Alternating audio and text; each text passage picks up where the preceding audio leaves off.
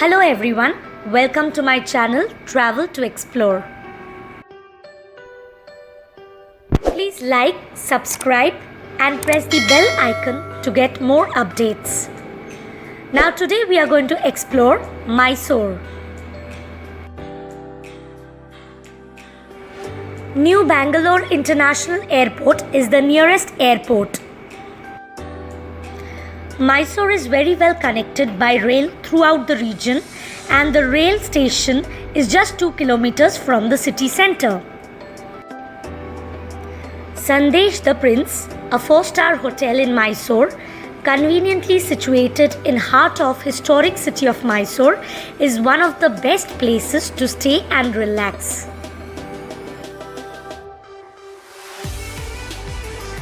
Mysore Palace is located at the center of Mysore city. It is the most famous tourist attraction of Mysore. It is considered as the pride of India. It looks like a heaven in the evening when the entire palace complex is illuminated. Mysore Palace is one of the most remarkable landmarks of the city. It is very beautifully decorated and very well maintained as well. It is a must watch for everyone.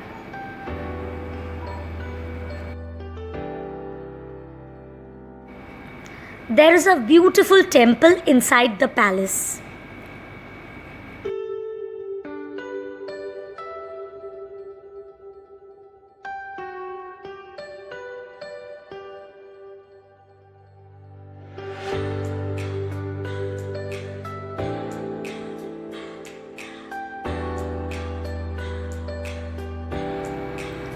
Inside the palace you can see different types of furnitures and things used by the Maharaja of that time.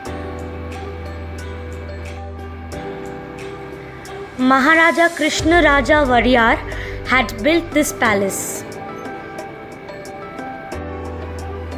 The temples of South India are actually very beautiful and the constructions are also completely different from that of North India.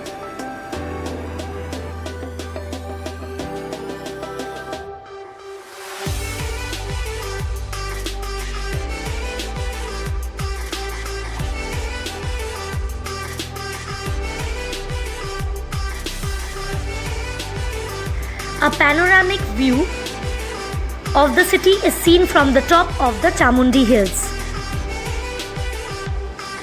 Normally you should budget 3 to 4 hours as time taken to visit Chamundi Hills, depending on your level of interest in the place and whether you wish to have a detailed and thorough tour or not.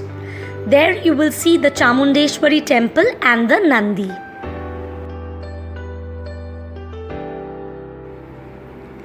The typical Mysore lunch will give you a taste of traditional South Indian food. The distance between Srirangapatna to Mysore is just 18 kilometers and it is a must visit if you ever go to Mysore. Our next stop is the Vrindavan Garden. The distance between Mysore Palace and Vrindavan Gardens is 16 kilometers. The road distance is 22.1 km. Vrindavan Gardens is a lovely garden laid adjacent to the famous Krishnaraja Sagar Dam built across the river Kaveri, which is located just outside Mysore. There are terraced gardens, fountains, a lake with a towering water jet, and acres of lawns to stroll or just lounge around. Visit one of the shows at the famous musical fountains located in one corner where jets of water jump and sway in time to music.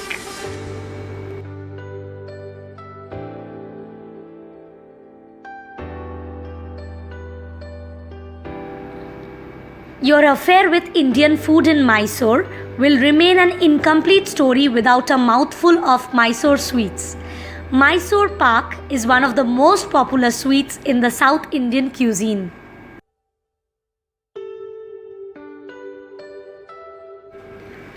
We had come across many beautiful temples in Mysore.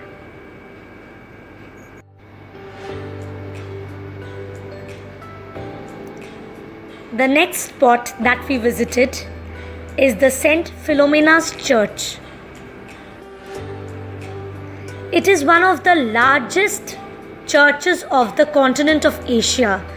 The church stands on the ground where the older church built by Maharaja Krishnaraja Warrior III stood.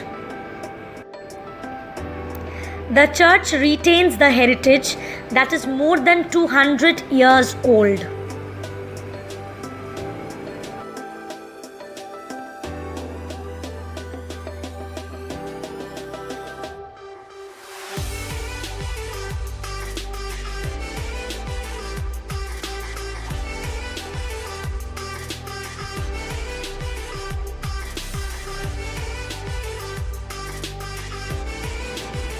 Next, we move on to Mysore Zoo. It is one of the oldest and most popular zoos in India.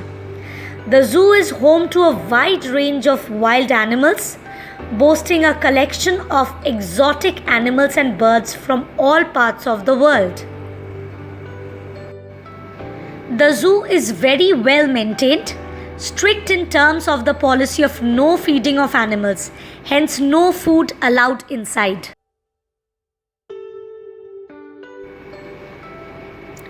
October to February is one of the best times of the year to visit Mysore because the weather is cool with temperature dipping to a minimum of 10 degree. March to May, summer in Mysore are quite warm with the temperature varying from 22 degree to 39 degree.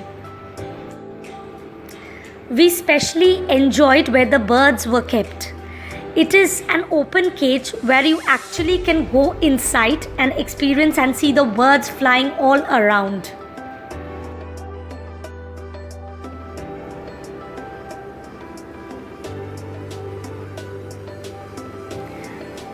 There are multi-cuisine restaurants inside the zoo.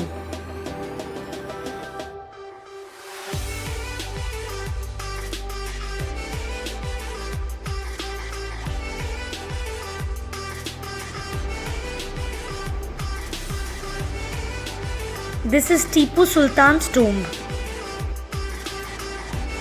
Some of the most important things to buy in Mysore, including silk saris, sculptures, sandalwood products, Mysore betel leaves, coffee powder, Mysore rosewood inlay artifacts, Mysore paintings, etc.